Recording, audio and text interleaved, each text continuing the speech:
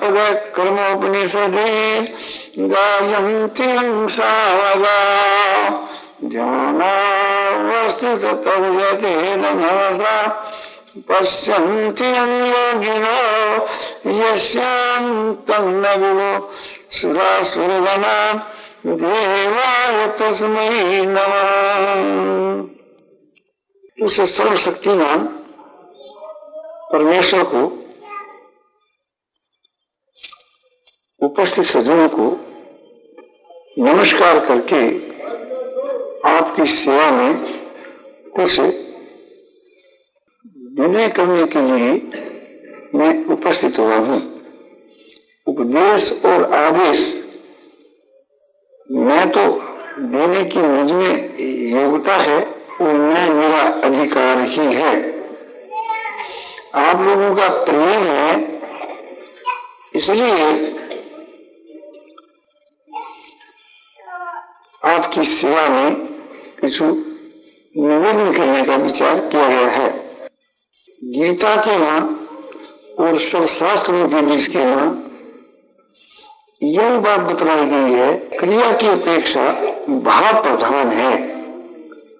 मनुष्य की जो क्रिया है वो भी बहुत उच्च कोटि की हो जाती है, लेकिन उसके में भाव प्रधान होता है। और उच्च कोटि की क्रिया भी जब उसमें भाव जो है मनुष्य का होता है तो क्रिया मनुष्य की समझ जाती है। उदाहरण के लिए जैसे एक भाई यज्ञ करता है, दान देता है, तप करता है, सेवा करता है, कोई भी प्रकार को अनुष्ठान करे है और वो करता है अपने शत्रु को मारने के लिए या उसके दिल के में ऊंचाई पैदा करने के लिए, तो वो उसका जो यज्ञ दान तप है, अनुष्ठान सेवा आदि सभी क्रिया ताम से समझी जाती है। वो यज्ञ दान तप और सेवा आदि उत्तम क्रिया वो कामना को लेकर करता है, स्त्री की, पुत्र की, धन की, मान बढ़ाई, प्रतिष्ठा की कोई कामना को लेकर करता है, तो वह कर्म राशि समझ होता है। चाहे कामना सोटी ही क्यों नहीं हो, और जो हो ये अपना कर्तव्य समझ करके कि निष्काम भाव से करता है, तो भाव की उत्तमता होने के कारण से वो सात्विक समझा जाता है। यज्ञ दान तप की तो बात ही क्या है, मनुष्य जो है मनुष्य की क्रिया जैसे झाड़ू देना या नाली साफ करना या पायखाना साफ करना, जो देखने के वहां बहुत छोटी क्रिया है, किंतु उसका भाव जो है निष्काम है, वह कर्म बहुत उच्च कोटि का समझा जाता है। एक भाई सकाम भाव से भगवान का ध्यान करता है। क्यों करता है भगवान का ध्यान? पुत्र की कामना के उद्देश्य से, धन की कामना के उद्देश्य से, स्वर्ग की कामना के उद्देश्य से, किंतु दूसरा जो भाई है वो ध्यान तो नहीं करता, किंतु दूसरों के हित के लिए, उपकार के लिए उसकी सेवा करता है निष्काम भाव के, माने निष्काम भाव से करता है, कोई कामना को लेकर के नहीं। वो मान बढ़ाई और प्रतिष्ठा की इच्छा से भी नहीं, स्वर्ग की कामना के लिए भी नहीं, केवल अपना कर्तव्य समझ करके और निष्काम भाव से करता है तो वो उसका निष्काम कर्म जो है उत्तम है। फल और आसक्ति से रहित होकर के और कर्तव्य समझ करके करता है, उसकी महिमा भगवान के सैकड़ों ध्यान से भी बढ़ करके है। भगवान ने गीता की 12वें अध्याय के 12 के श्लोक के उत्तरार्ध में बताया है कि ध्यानात् कर्म फल त्यागश त्यागात् शांति अनंतरम। ध्यान से तेरी कर्म फल का जो त्याग है वो श्रेष्ठ है, क्योंकि त्याग से शांति मिलती है, त्याग के अनंतर शांति मिलती है। तो जिस क्रिया के बीच के ना फल का त्याग है, आसक्ति का त्याग है और ममता और अभिमान का त्याग है, उसे शांति मिलती है। गीता की 2 अध्याय के 31 श्लोक में भगवान अर्जुन को कह रहे हैं, विहाय कामान ये सर्वान पुमान सर्ति निष्प्रयो निर्ममो निर्हंकार स शांति गच्छति। अर्जुन, जो पुरुष संपूर्ण कामनाओं का त्याग करके और ममता अहंकार और सुप्रिया से रहित होकर के संसार के विषय में विचरण करता है यानी कर्म करता है, वह शांति को प्राप्त होता है। उस निष्ठा वाली शांति को, शाश्वत शांति को, जिसको परम शांति कहते हैं, परमात्मा की प्राप्ति होने के बाद जो शांति मिलती है उस शांति को प्राप्त होता है। निष्काम कर्म की सभी शास्त्रों में बड़ी महिमा आती है। निष्काम कर्म को ज्ञान के साधन से भी उत्तम बतलाया है। अर्जुन ने गीता की 5वें अध्याय के आरंभ में पूछा है, संन्यास कर्म योगश्च। अर्जुन ने पूछा है कि कर्मों का संन्यास और कर्मों का योग, इस दोनों में कौन सा ऐसा कल्याणकारक है? तो भगवान कहते हैं, संन्यास कर्म योगश्च निःश्रेयस कर्मो तोस्तु कर्म संन्यासात् कर्म योगो विशिष्टते। संन्यास यानी सांख्य योग, जिसको ज्ञान योग कहा गया है, उसका नाम यह संन्यास है। तो दूसरी तरफ कर्म योग, निष्काम भाव से कर्मों का करना, उसका नाम कर्म योग। जिस कर्म में फल की और इच्छा नहीं है, आसक्ति नहीं है, ममता अहंकार भी नहीं है, ऐसा जो कर्म योग है, ज्ञान योग और कर्म योग, ये दोनों ही कल्याण के करने वाले हैं। किंतु तो कर्म संन्यासात् कर्म योग विशेष थे, उन दोनों में कर्म संन्यास थी, कर्म योग श्रेष्ठ है। कर्म संन्यास माने जिनमें कर्मों का त्याग है, ऐसे कर्म के संन्यास से, या जिसे का नाम ज्ञान योग है, जिसको सांख्य योग भी कहते हैं, जिसको संन्यास भी कहा गया है, ऐसे संन्यास योग से यानी सांख्य योग से कर्मों का संन्यास यानी कर्म योग वो श्रेष्ठ है। श्रेष्ठ ही नहीं, उसकी सुगमता बतलाई जाती है। ज्ञेय से नित सन्यासी यो न द्वेष्टि न कांक्षति निर्द्वंद्व महाभाव सुखम बंधा प्रमुच्यते।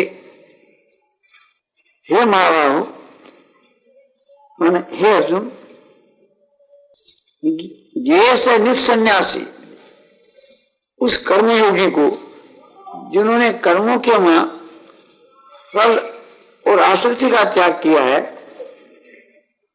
उनकी यह महिमा है।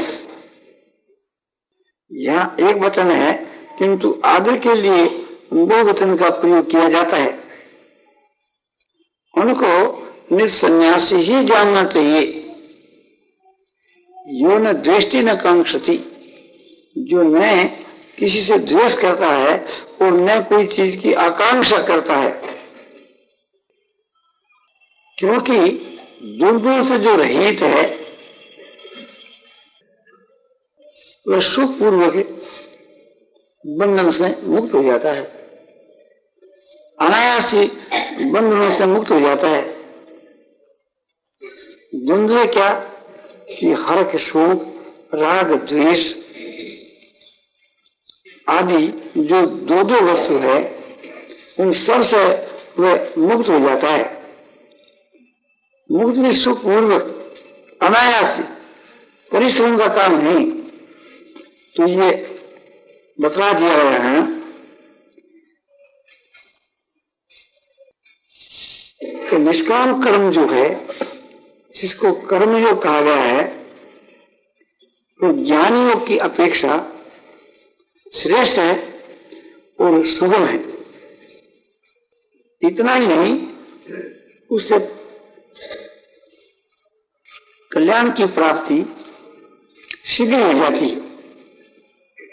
भगवान ने गीता की 5वीं अध्याय के 6 श्लोक में बताया है, संन्यासस्तु महाबाहो दुख माप्तुम मयंतो योग युक्तो मुनिर्वेण न चेनादि गच्छति। संन्यासस्तु महाबाहो दुखम आप्तुम अयोगता। हे महाबाहो, संन्यास जो है, सांख्य योग जो है, योग का साधन किए बिना, पहले योग का साधन किए बिना उस सांख्य योग जो उसकी सिद्धि दुख से होती है, यानी बहुत ही कष्ट से होती है। और योग जो मुनि है, योग का साधन करने वाला जो मुनि है, वो शीघ्र ही ब्रह्म को प्राप्त कर लेता है, यानी वो शीघ्र ही ब्रह्म को प्राप्त हो जाता है। योग मुनि शीघ्र ही ब्रह्म को प्राप्त हो जाता है। तो इसलिए ये बात सिद्ध होगी, कर्मों का जो साधन है उससे ब्रह्म की प्राप्ति शीघ्र मिल जाती है। इससे ये बात सिद्ध हो जाती है कि ज्ञानियों के साधन में विलीन होता है और कर्मों के साधन से हमारे पूर्व के किए हुए जो पाप निश्चल एक प्रकार से विनाश हो जाते हैं। योगी लोग तो पापों के नाश के लिए और अंतःकरण की शुद्धि के लिए ही कर्मों का आचरण करते हैं। कायेन मनसा बुद्ध्या केवलेन्द्रियैरपि योगिनः कर्म कुर्वन्ति संयम त्यक्त्वा आत्म शुद्धये। कायेन मनसा बुद्ध्या, केवल काया करके यानी शरीर करके, मन करके, बुद्धि करके और इंद्रियों करके योगी जन जो है सो कर्म करते हैं। आसक्ति को त्याग करके के अंतःकरण की शुद्धि के लिए युक्त कर्म फलम त्यक्त्वा शांति मापनोत की नैष्ठिकी। ऐसा योग युक्त पुरुष से फल को त्याग करके जो कर्म करता है वह शांति को प्राप्त होता है, निष्ठा वाली शांति को। परमात्मा की प्राप्ति होने के बाद जो शांति मिलती है उसको निष्ठा वाली शांति कहते हैं। योग निष्ठा की सिद्धि होने पर जो बाद में शांति मिले है उसको निष्ठा वाली शांति कहते हैं। उसी का नाम परम शांति है। संन्यास मुक्त ज्ञान अवस्थित यज्ञ कर्ता कर्म समग्र कर लिए थे। गत्सन्यास जो आसक्ति से रहित है और दोषों से मुक्त है, गत्सन्य से मुक्त है और ज्ञान अवस्थित है और परमात्मा का जो ज्ञान है उसमें जिनका चित्त है, ऐसा पुरुष यज्ञ के सिद्धि के लिए यानी कर्मयोग वो यज्ञ है, ऐसे कर्मयोग की सिद्धि के लिए कर्मों का आचरण करता है। उसके समग्र माने पहले के जितने भी कर्म है ये सब विलीन हो जाते हैं। माने उसने जितने जो पाप किए हैं वे सब एक प्रकार से थी आपने नष्ट हो जाते हैं इस कर्मों के साधन के प्रभाव से। कर्मों के साधन के प्रभाव से जो परमात्मा का यथार्थ जो ज्ञान है, फल रूप जो ज्ञान है, उसको अपने आप ही प्राप्त हो जाता है। जिस ज्ञान की बड़ी भारी महिमा हमारे शास्त्रों में बतलाई है, वह ज्ञान उसको अपने आप ही मिल जाता है। नहीं ज्ञानेन सदृशं पवित्र में विद्यते तत्स्वं योग संसिद्ध कालेनात्म विन्दति। पहले जो बतला था गत संज्ञा से मुक्त से ज्ञानावस्थित से, गत संज्ञा से मुक्त से ज्ञानावस्थित से यज्ञ चर्चा करने समग्र पढ़ लिए थे। ये गीता की चौथी अध्याय का 23 का श्लोक था,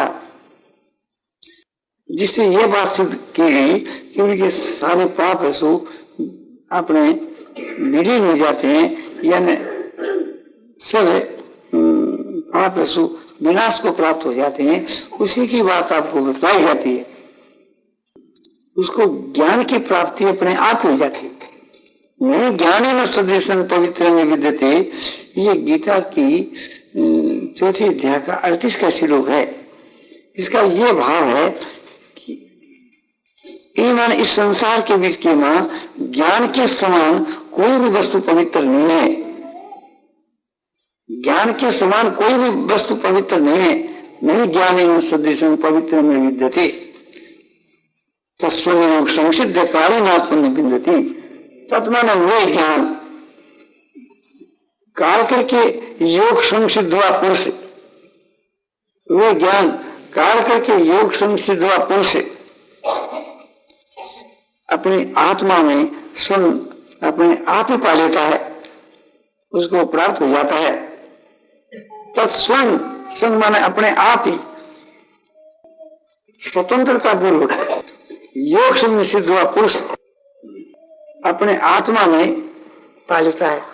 तो उसे निष्काम कर्म के प्रभाव से अंतःकरण शुद्ध हो जाता है, सारे पाप नाश हो जाते हैं। अंतःकरण में 3 दोष है, तीनों दोषों का नाश हो जाता है।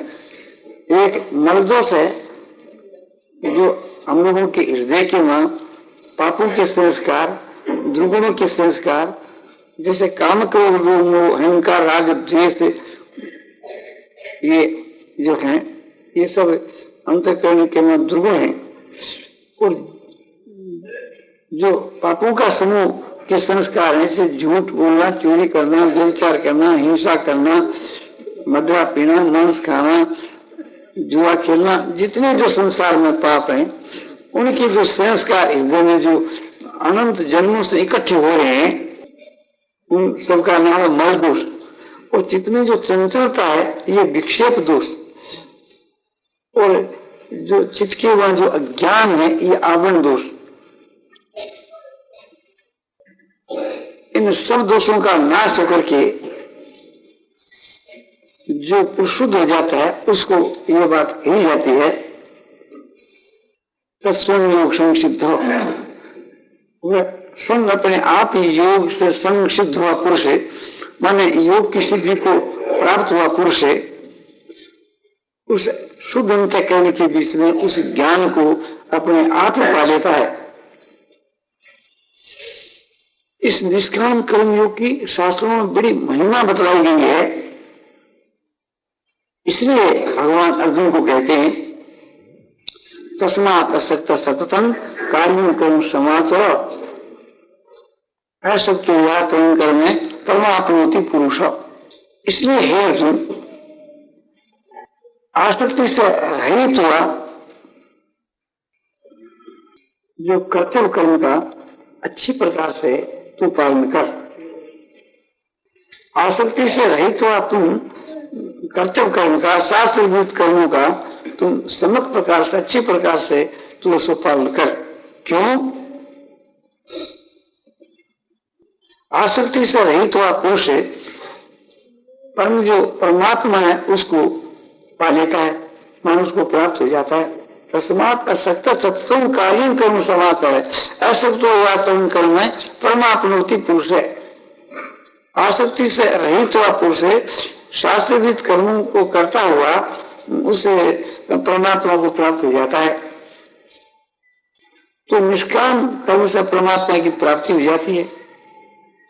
निष्काम कर्म से थी अंतःकरण की शुद्धि हो जाती है। निष्काम कर्म से शीघ्र ही जो है सो उद्धार हो जाता है।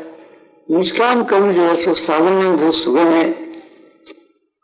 निष्काम कर्म जो है सहकाम भक्ति की अपेक्षा भी श्रेष्ठ है और ज्ञान के साधन से भी श्रेष्ठ है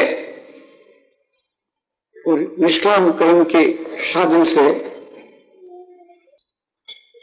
सुगमता से इसका कल्याण हो जाता है। इसलिए हम लोगों को निष्काम भाव से कर्म करना चाहिए और साथ के बीच के वहां ईश्वर की भक्ति का सम जुड़ जाता है। तब तो फिर कहना ही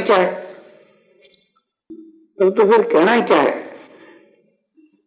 निष्काम कर्म का स्वरूप क्या है,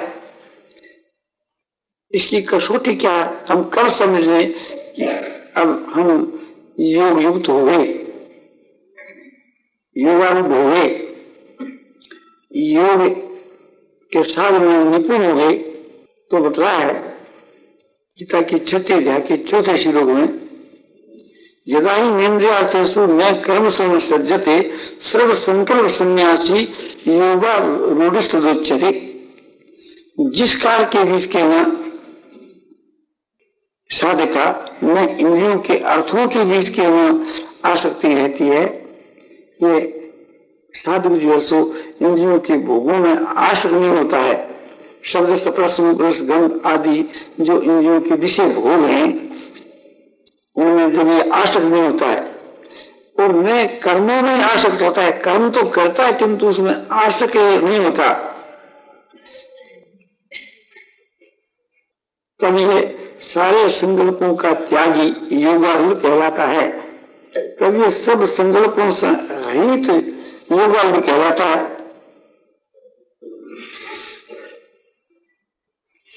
ये उसकी कसौटी है।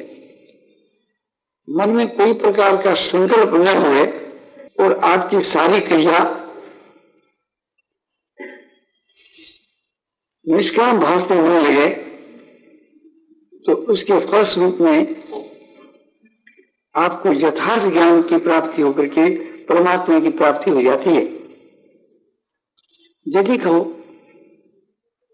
क्या उस समय में हमारे सारे कर्म सुचारू रूप से हो सकते हैं बिना संकल्प के? बिना हो सकते हैं। भगवान ने गीता की 4 अध्याय की 19 के श्लोक में बताया है, ये सर्वे समारंभा और काम संकल्प वर्जिता, ये सर्वे समारंभा काम संकल्प वर्जिता और ज्ञानानुगत कर्मान तमाम पंडितों ने बुझा। इसके पूर्व के बीच के मां भगवान ने ये बात बतलाई, कर्मण्य कर्म ये पश्चेत व कर्मण्य च कर्मयो स बुद्धिमान मनुष्येषु स युक्त कृष्ण कर्म कृत। जो कर्मों के बीच के वहां अकर्म को देखता है और अकर्म के बीच में जो अपने कर्म को देखता है वह मनुष्यों के बीच के वहां बुद्धिमान है, युक्त है और सब कर्मों के करने वाला है। कर्मों के बीच में अकर्म का देखना क्या कि देखने के वहां वो कर्म करता है किंतु वास्तव के बीच के वहां उसमें न तो कोई आसक्ति है न कोई कर्मों के वहां फल की इच्छा है और न उसमें कर्मों के करने का अभिमान ही है। तो वो करता हुआ भी एक प्रकार से कुछ नहीं करता है। जैसे बतलाया है तब तो कर्म फलासंगम तृप्तो निराश्रय कर्मण्य भी प्रवृत्तो भी मेरे केंद्रित करो। ये गीता की चौथी अध्याय के 20 के श्लोक में भगवान कहते हैं कि तत्वा कर्म फलाशनम, कर्मों के बीच में फल और आसक्ति का जिस पुरुष ने त्याग कर दिया है और नित्य उस परमात्मा के ध्यान जनित आनंद में तृप्त है, उस संसार के आश्रय से रहित है, कर्म के फल के आश्रय से रहित है। अनाश्रित कर्म फलन कार्य कर्म करोति हो, जो कर्मों के फल को नहीं चाहता हुआ और कर्तव्य कर्म को करता है, तो कर्मों के बीच के वहां आश्रय रहित है। संसार के वहां कर्मों का जो फल है उसके आश्रय से रहित है। ऐसा पुरुष कर्म करता हुआ भी किंचित मात्र कुछ भी नहीं कर, तो कर्म ने कर्म ये पश्चित, जो कर्मों के बीच के वहां अकर्म को देखता है, यानी देखने के वहां कर्म करता है किंतु वास्तु के बीच के वहां वो करता हुआ भी कुछ भी नहीं करता, उसकी क्रिया फल देने वाली नहीं होती। इसलिए उसकी जो क्रिया है वो कर्म के नाम से नहीं मानी जाती।